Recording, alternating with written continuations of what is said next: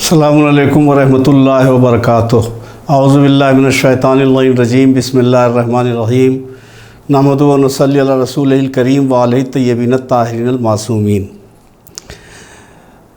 آج کا موضوع ہے اور زندگی بدل گئی۔ اس سلسلے میں بڑی مشہور شخصیت بشر حافی کا واقعہ آپ کے سامنے پیش کیا جا رہا ہے۔ بشر حافی جو در حقیقت بشر بن حارث ہیں، اور ان کو شہرت جو حاصل ہوئی ہے وہ بشر حافی کے نام سے شہرت حاصل ہے۔ 3 صدی ہجری کے صوفی مشائخ میں سے تھے۔ صوفی عالم تصوف میں، دنیا تصوف میں ایک بلند مقام انہیں 3 ہجری میں حاصل تھا۔ حالانکہ ایک دور وہ تھا جب کہ ان کی زندگی شراب، موسیقی اور لہو و لعب میں آزادانہ طور پر بسر ہو رہی تھی۔ ایک روز امام موسیٰ کاظم علیہ السلام کا گزر ان کے گھر کے قریب سے ہوا تو بشر کے گھر سے گانے بجانے کی آوازیں آ رہی تھیں۔ اسی اثنا میں بشر کی ایک کنیز کوڑا کرکٹ ڈالنے کے لیے گھر سے باہر آئی۔ امام موسیٰ کاظم نے اس کنیز سے دریافت کیا، یہ کس کا گھر ہے؟ کنیز نے کہا، گھر کے مالک کا نام بشر ہے۔ امام موسیٰ کاظم نے فرمایا، اچھا یہ بتاؤ، یہ آزاد ہے یا غلام؟ کنیز نے کہا، یہ آزاد ہے۔ امام نے فرمایا، واقعی تو نے درست کہا، اور اگر وہ کسی کا غلام ہوتا تو اسے اپنے آقا کا خوف ہوتا۔ کنیز واپس آئی۔ بشر شراب کی محفل سجائے بیٹھا تھا۔ اس نے کنیز سے پوچھا، تم نے اتنی دیر کیوں لگائی؟ کنیز نے جواب دیا، میں باہر گئی تو ایک نورانی چہرے والا بزرگ یہاں سے گزر رہا تھا۔ اس نے مجھ سے پوچھا کہ اس گھر کا بندہ کون ہے، اس گھر کا مالک کون ہے؟ تو میں نے بتا دیا کہ اس گھر کا مالک فلاں ہے۔ تو پھر اس کے بعد اس بزرگ نے پوچھا کہ اس گھر کا مالک بندہ ہے یا آزاد؟ میں نے بتایا کہ آزاد۔ تو انہوں نے کہا، واقعی اگر وہ کسی کا بندہ ہوتا تو صحیح آداب زندگی بجا لاتا۔ امام کا مقصد یہ تھا کہ اگر وہ اپنے آپ کو اللہ کا بندہ سمجھتا تو یہ شراب، یہ لہو و لعب اور یہ موسیقی، یہ گانے بجانے کا سلسلہ یہ اس کے گھر سے بلند نہ ہو رہا ہوتا۔ یہ اپنے آپ کو آزاد سمجھ رہا ہے، یہ اپنے آپ کو اللہ کا بندہ نہیں سمجھ رہا ہے۔ اس جملے کو جیسے ہی کنیز نے کہا، ویسے ہی بشر جو تھے وہ کانپ اٹھے۔ بشر ابن حارث یہ کانپ اٹھے، سر سے پیر تک بالکل لرزنے لگے، اور ان کے دل و دماغ پہ یہی ایک جملہ مسلسل گویا گھومتا رہا، اور وہ متاثر ہوتے رہے اس ایک جملے میں۔ یعنی کیا تاثیر تھی کہ بشر ابن حافی ننگے پیر گھر سے باہر نکل گئے، اور پھر جب تک زندہ رہے ننگے پیر رہے۔ کیوں؟ اس لیے کہ جس وقت امام موسیٰ کاظم علیہ السلام کو تلاش کرنے یہ نکلے تھے تو اضطرار کے عالم میں ننگے پیر ہی اپنے گھر سے باہر نکل گئے تھے، اور امام موسیٰ کاظم علیہ السلام کی ہدایت سے اور نصیحت سے انہوں نے توبہ قبول کی تھی۔ اس لیے جب کوئی پوچھتا تھا ان سے کہ آپ ننگے پاؤں کیوں چلتے ہیں، تو یہ جواب دیتے تھے کہ توبہ کے وقت میں ننگے پاؤں تھا، توبہ کے وقت میں ننگے پاؤں تھا، اب مجھے جوتا پہنتے ہوئے شرم آتی ہے۔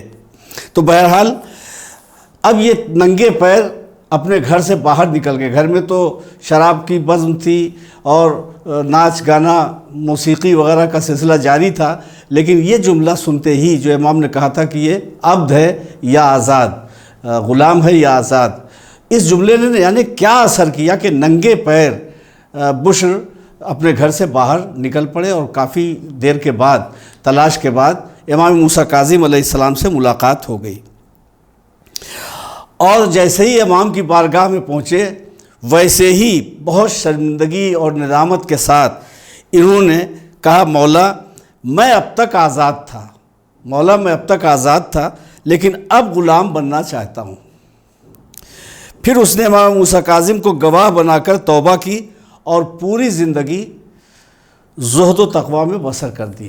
دیکھیں، یہ بشر کوئی معمولی شخصیت نہیں تھی، بلکہ اس وقت کے سرکاری منصبدار تھے، اور ایک بڑی شخصیت سماج اور معاشرے میں تسلیم کی جاتی تھی، لیکن مذہبی حیثیت سے نہیں، بلکہ دنیاوی اعتبار سے، اور یہی وجہ ہے کہ ان کا گھر لہو و لعب، موسیقی، ناچ گانے کا مرکز بنا رہتا تھا۔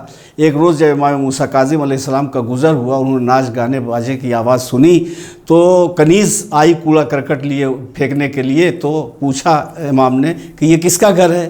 تو بتایا کہ بشر کا گھر ہے۔ کہا تیرا مالک غلام ہے یا آزاد؟ تو کنیز نے کہا آزاد ہے۔ تو امام نے فرمایا کہ بے شک وہ اپنے آپ کو آزادی سمجھتا ہے، اگر کسی کا عبد سمجھتا ہوتا تو زندگی کے جو صحیح آداب ہیں اس کے مطابق زندگی بسر کر رہا ہوتا۔ جب کنیز گھر میں آئی، بشر نے دیر سے گھر میں آنے کا سبب پوچھا تو کنیز نے پوری تفصیل بتائی، بس وہ ننگے پاؤں اپنے گھر سے باہر نکل گیا اور امام کے سامنے جا کر مولا اب تک میں آزاد تھا مگر اب غلام بننا چاہتا ہوں۔ امام نے ہدایت کی۔ اس واقعے سے ہمیں کچھ سبق ملتے ہیں۔ سبق کیا ملتا ہے؟ کہ توفیق پروردگار شامل حال ہو جائے تو ہدایت کے اسباب فراہم ہو جاتے ہیں۔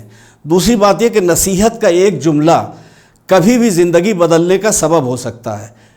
تیسرے، امر بالمعروف و نہی عن المنکر، نیکی کی ہدایت کرنا اور برائی سے روکنا اسلام کا اہم ترین فریضہ ہے، لیکن یہ فریضہ انجام دینے کے لیے خود بھی اس کا پابند ہونا چاہیے۔ اس کے بعد تبلیغ کا مقصد صرف رضائے الہی ہونا چاہیے۔ کوئی ضروری نہیں کہ ہماری تبلیغ کا اثر ہر ایک پہ ہو ہی جائے۔ رسول نے تبلیغ کی، مولا علی نے تبلیغ کی، ہمارے ائمہ نے تبلیغ کی، تو 100% تو سب پہ اثرات نہیں ہوئے۔ کوئی ضروری نہیں کہ سب پہ برابر کے اثرات ہوں، لیکن اگر لوگ مخالفت کریں تو ہمیں صبر کرنا چاہیے اور موافقت کریں تو خدا کا شکر ادا کرنا چاہیے۔ بشر حافی خوش نصیب تھا کہ ایک جملے نے زندگی ایسی بدل دی کہ نار سے نور کے حصار میں آ گیا۔ دنیائے تصوف میں بشر حافی کا ایک بڑا نام ہے، اسے مقتدی اور پیشوا تسلیم کیا گیا ہے۔ بشر کے متعلق ان کے حالات زندگی، اقوال اور حکایتوں کو صوفیوں کی کتابوں میں بھی درج کیا گیا، اور بھی تاریخی کتابوں میں ان کا واقعہ ہے مگر صوفیوں کی کتابوں میں خاص طور سے ان کا واقعہ ذکر کیا گیا ہے۔ مثلا تذکرۃ الاولیاء، حلیۃ الاولیاء اور طبقات الصوفیہ وغیرہ میں بہت ہی ادب اور احترام کے ساتھ ان کی زندگی کے حالات و واقعات کو بیان کیا گیا ہے۔ کہاں ناچ گانے سے بھری زندگی تھی، شراب میں ڈوبی ہوئی زندگی تھی، شراب اور شباب میں زندگی بسر ہو رہی تھی، اور کہاں جب امام کے ایک جملے نے دل پہ اثر کیا تو ایسے متقی، ایسے پرہیزگار ہو گئے کہ صوفیوں نے انہیں اپنا امام، اپنا پیشوا، اپنا شیخ تسلیم کر لیا، اور آج بھی ان کا نام ادب اور احترام کے ساتھ لیا جا رہا ہے۔ پروردگار عالم ہم سب کو توفیق عطا فرمائے کہ ہم سب صراط حق پہ قائم رہیں اور اپنے امام کی مرضی کے مطابق زندگی بسر کریں۔ خدا حافظ، فی امان اللہ۔